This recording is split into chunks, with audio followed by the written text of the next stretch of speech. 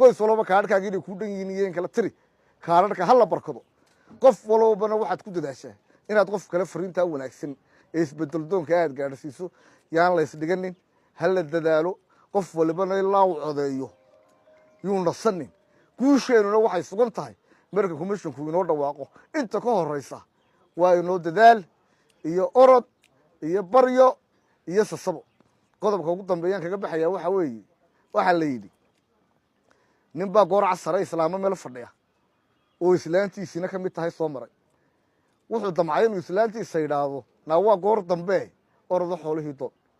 suu keligeed wuxuu ku sheegay inuu garan waay dabeetana wuxuu yidhi nayaadhaha waa islaamaha meesha fadhiya ordoo kacoo xoolihii doona oo weliba ina hebeley adigu sii kac waxaan leeyahay shacbigii candho dhexe ee aan halkan uga baaqi jiray ee godoonka ahaa ee la hagraday